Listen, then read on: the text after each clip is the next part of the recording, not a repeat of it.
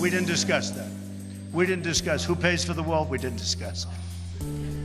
Before a key speech on immigration from the Republican presidential hopeful tonight, his attempt at foreign diplomacy from the other side of the border. Change happens because of you. Don't forget that. Thank you. A new partnership with the White House to help to protect the Salton Sea, the ecological issues that may help create a path to restoration. I have a lot of music inside me that I wish to write, and that takes time. Take a bow, the organ player with one of the most unique jobs in the world, and the soundtrack she's leaving behind at Balboa Park. KPBS Evening Edition starts right now.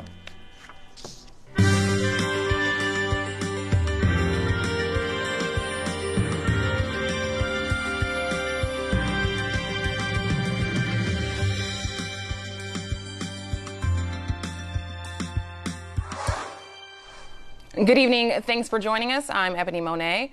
Crime in San Diego is up so far this year. That's according to a report released today by the San Diego Association of Governments. Spikes in homicide, car thefts, and arson from January to June led in part to a 4% increase in the county's crime rate. Property crime and burglaries were also up, but researcher Sandra Keaton says San Diego is relatively safe.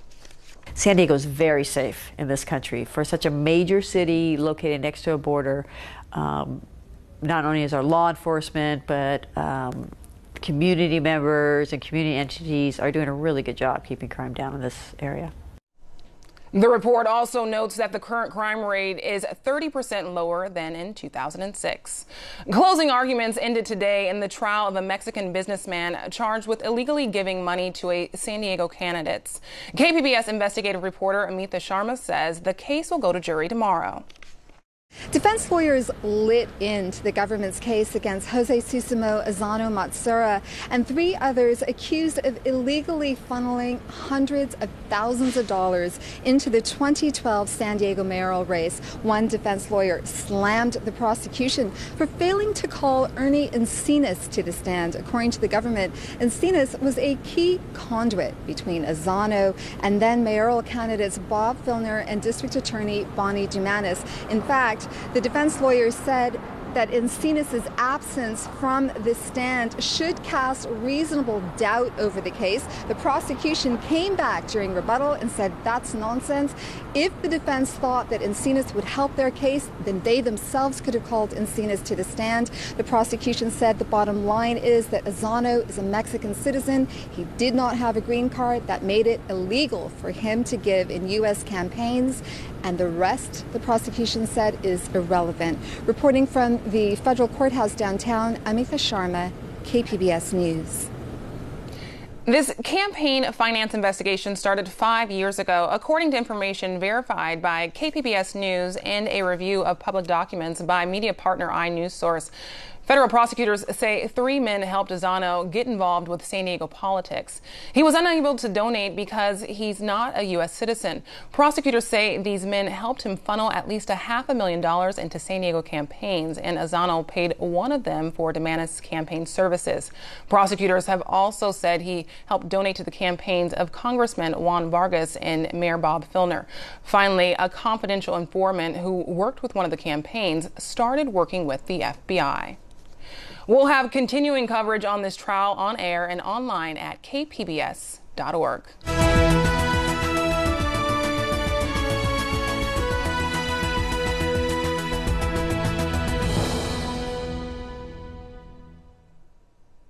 After meeting with Mexican President Enrique Peña Nieto, U.S. presidential candidate Donald Trump said both countries must respect the other's right to build a border wall on their soil to stop the movement of people, illegal drugs, and weapons. He also expressed his admiration for Mexico's people. And I happen to have a tremendous feeling for Mexican Americans, not only in terms of friendships, but in terms of the tremendous numbers that I employ in the United States, and they are amazing people, amazing. Trump's visit sparked protests across Mexico's capital city and comes hours before his speech on immigration in Arizona. When asked if they discussed who would pay for the border wall, Trump said no. Later on Twitter, Peña Nieto said the subject was among the first things the men discussed, and there is no way Mexico is paying for it. Democrats for Equality is San Diego's LGBT Democratic club. The group has been around for more than 40 years, but it just took on one of its biggest projects yet, registering 4,000 voters by Election Day. The project is being funded by a $78,000 grant. The group is using the money to hire field organizers and rent a small office space in Mission Valley. Democrats for Equality President Will Rodriguez Kennedy said they're focusing on reaching youth, students, and minorities. As the LGBT community over 40 years of fighting has made great strides, we've also known how to do something that we're going to have to do for other issues, and that's build coalitions. The LGBT community is a minority, and we know how to build coalitions to pass policy, and we need to do that and be there for other social justice issues and build those coalitions and organize.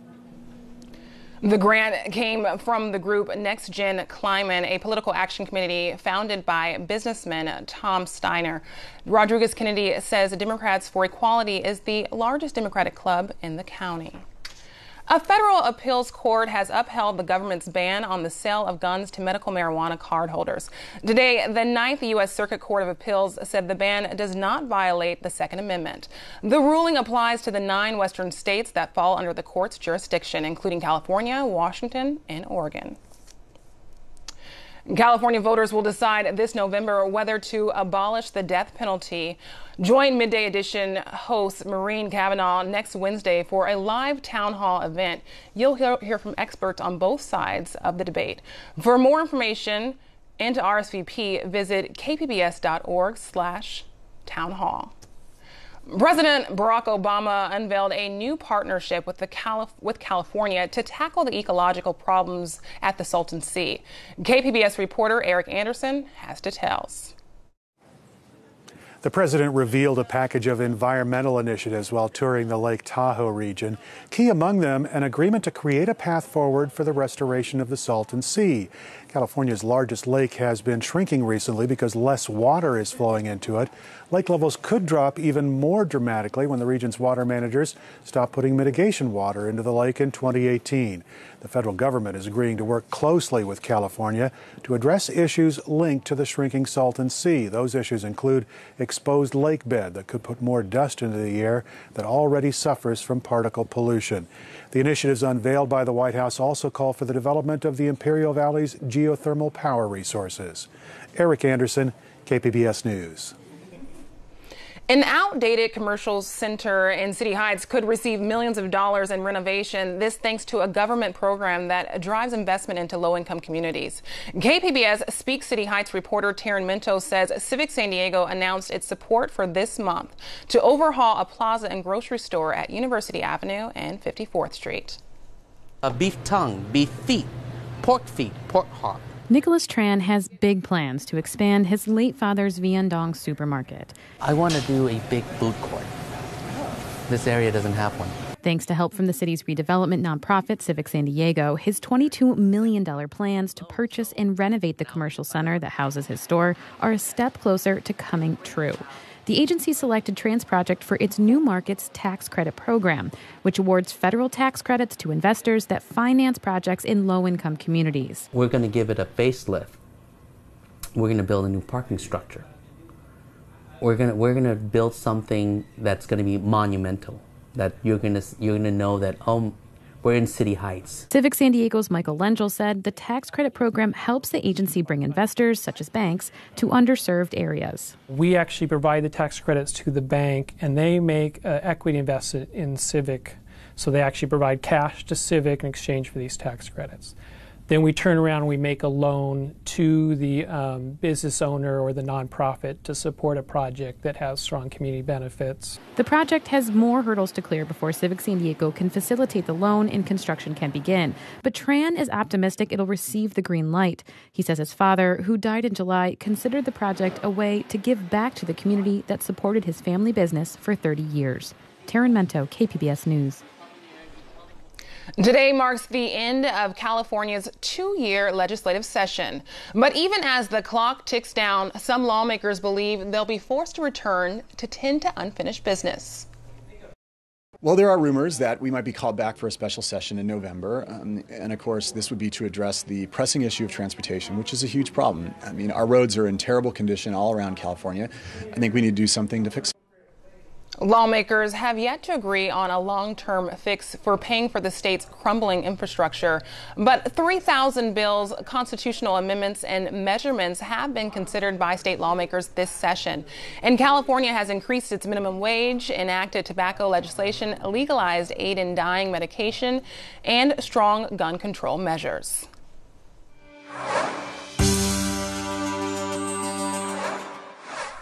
Health officials are warning doctors and patients about the potential fatal consequences of mixing prescription painkillers and popular sedatives like Valium and Xanax. Mixing the drugs could lead to breathing problems, coma, and death.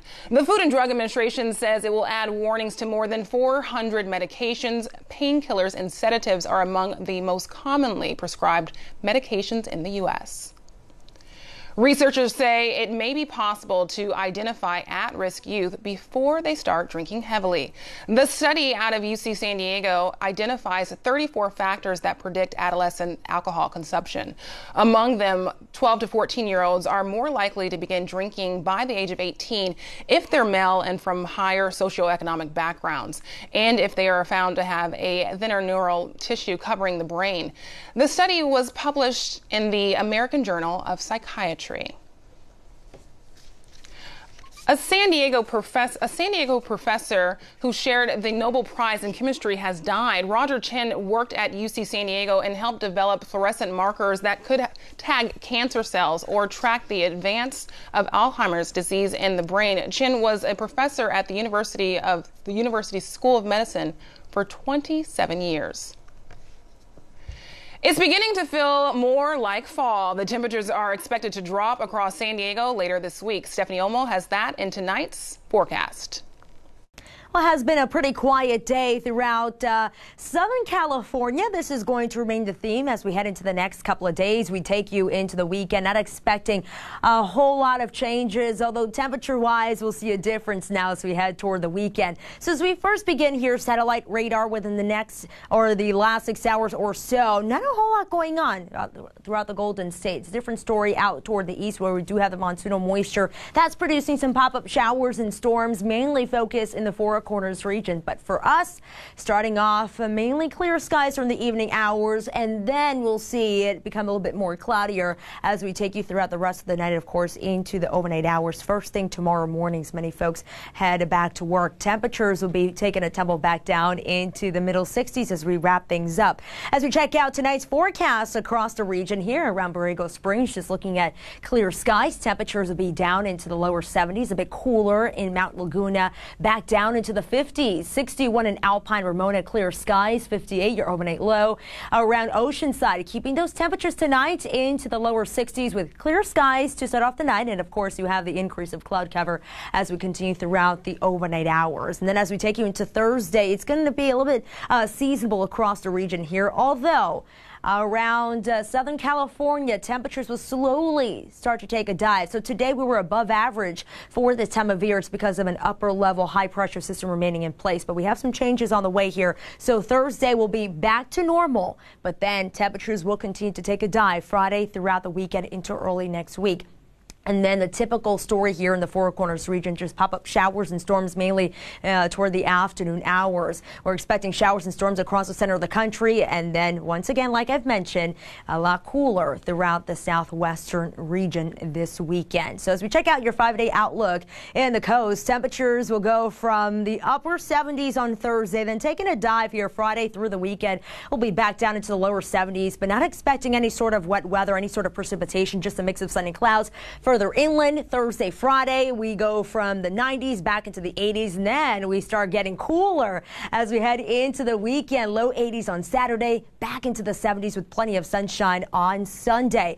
Your 5-day outlook now for the mountains. Going to get a little bit breezy for the weekend. We go back into the 70s, low 70s as we wrap up the weekend on Sunday. Sunny skies Monday as well. And then last but not least, our extended outlook for the desert. We go from the triple digits back into the 90s starting Saturday. That continues on Monday. Plenty of sunshine. We're looking at a high of 95 degrees. Stephanie Omo, KPBS News.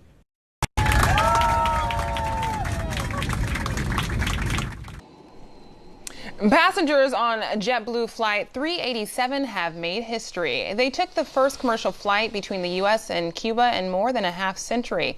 The landing in Santa Clara opens a new era of travel and tourism between the two Cold War adversaries.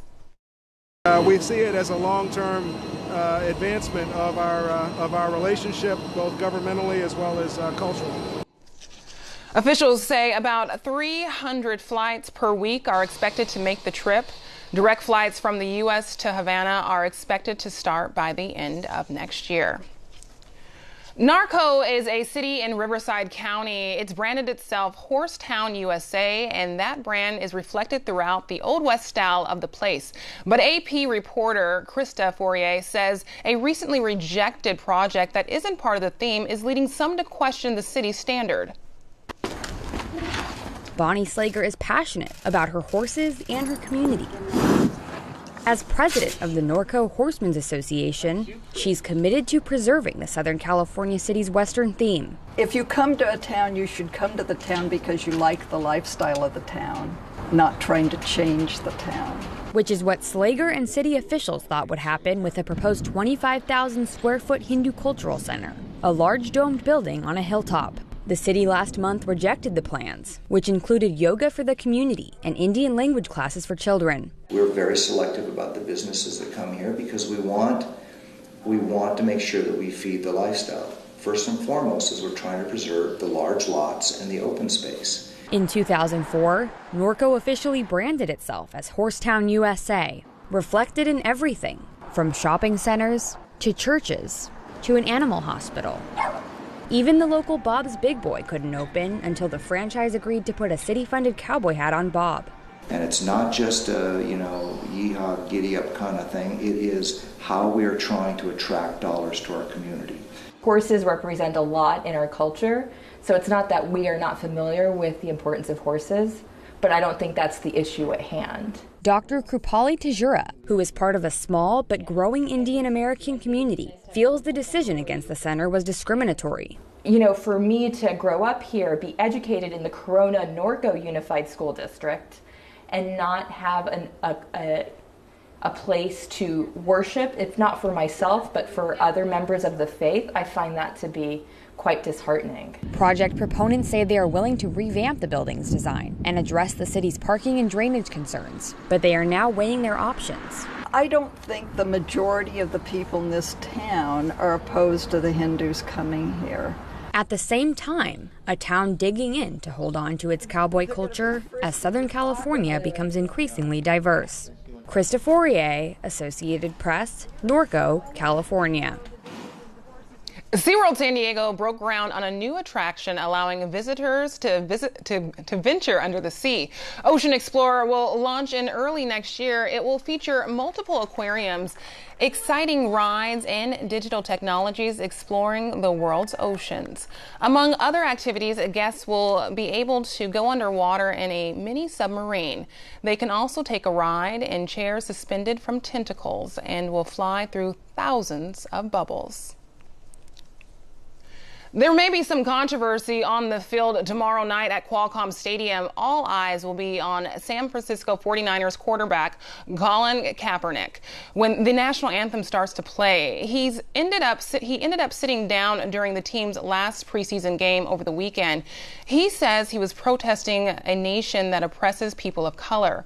Tomorrow night's game is a salute to the military. Today, the San Diego Chargers visited S. Miramar. The team held a walkthrough practice. Players also signed autographs. They also hosted a football boot camp for 50 service members. The Chargers host San Francisco tomorrow night. Kickoff is set for 7. Maryland's highest-ranking soldier found her greatest test beyond her combat tours in Afghanistan and Kosovo. She found them on the streets of Baltimore after the death of Freddie Gray. Filmmakers Michelle Stevenson and Joe Brewster show her balancing act, keeping the peace while listening to her own community's call for equality.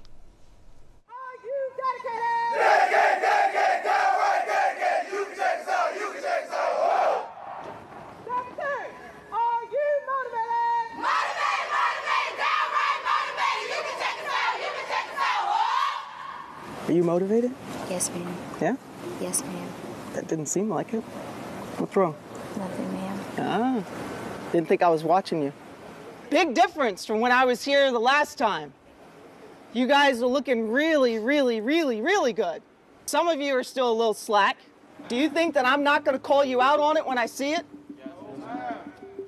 Oh, no, ma'am? Yes, ma'am. I'm going to call you out on it.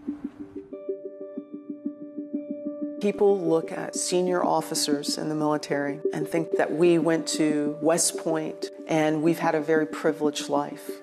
Many of us go in the military because we may not be able to afford to make ends meet. I left home at age 16. I actually had someone that offered for me to be a prostitute, and I thought, if I don't get away from here, I'm going to end up even in a worse place than just being sexually abused, which is what caused me to leave home to begin with. A recruiter in the mall said that not only are we going to pay you, we give you 3 meals a day, and you're going to have a roof over your head. I signed up June 3rd. I did not want to be on the streets in the winter. It was a big community. The military really did save my life. I have declared a state of emergency at the request of Baltimore City. This order deploys the Maryland National Guard. The National Guard represents a last resort. I would highly recommend that we all go in and take cover for the night and actually get some rest and let things settle down. If there are any questions about martial law, we are not at that point. I repeat, not at that point. In some countries, we think that we can make 300 years of change overnight. If I relate that back to what we're seeing in Baltimore, I just don't think we've gotten the recipe right. What we need to look at is, in the event that we have to come in, we should be talking to the community leaders in advance. Yes. We need to ask them, do they need anything from us?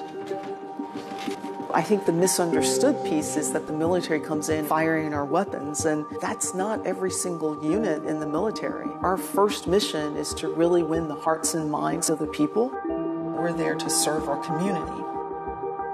We have to ensure that we're not trying to impart what we think their community should look like. We need them telling us, what do they want to see their community be? If it wasn't right yesterday, change it today. You're going to make me proud. Whoop. And I guarantee you, I'll hug every single one of you when you come across the stage. Whoop. Just as much as Baltimore has to heal, my soldiers have to heal, because they're also part of those communities. I'm just asking them to do more community engagement as an individual, as a person, as a social responsibility. This ITVS report was made possible by the Corporation for Public Broadcast. I'm Gwen Eiffel on the next News Hour. College students turned inventors, finding new ways to meet some of the world's most pressing needs. That's Wednesday on the PBS News Hour.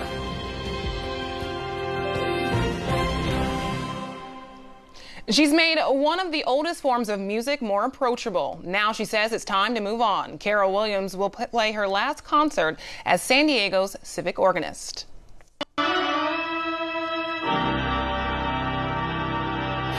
Carol Williams is just weeks away from her final concert. It will be a fun-filled afternoon, so come along if you can. She's served as the San Diego Civic organist since 2001. Now she's ready to pursue other interests, like visiting and playing other great organs of the world. And it does free me up to play a little bit more around the world, you know, playing in Korea very soon. I'm playing in Notre Dame in Paris. Williams' love for the organ dates back to when she was 4 years old. I mean, you can play it so quietly that you've got to really struggle to hear it, or you can play it and you can knock somebody out with the volume. It's got the hugest of sort of extremes of sound. Williams comes from a long line of organists. Her dad played and so did her aunt. You might say it's in her blood. But she's taken the family tradition and added her own melody. In her tenure, Williams has collaborated with punk rock bands and composed tributes to David Bowie. Like Speckles Organ Pavilion in Balboa Park, Williams' style has drawn traditional and non-traditional music lovers alike. It's in one of the most beautiful parks in the world. It's in a venue that's not a church, so people don't feel limited. Some people don't want to necessarily go to an organ concert because it's in a church. So this venue has attracted anybody who wants to go and listen to organ music, whether it's just organ music. Williams says she has a lot more music inside of her. She plans to dedicate more time to composing.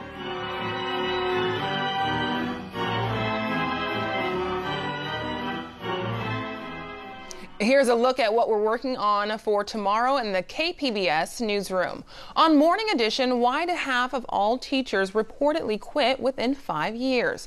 And why are special ed teachers twice as likely as their co-workers to leave the profession? We follow a teacher throughout the year to see how things go. That's tomorrow on KPBS Radio. You can find tonight's stories on our website, kpbs.org/evening edition. Thanks for joining us. Have a wonderful night.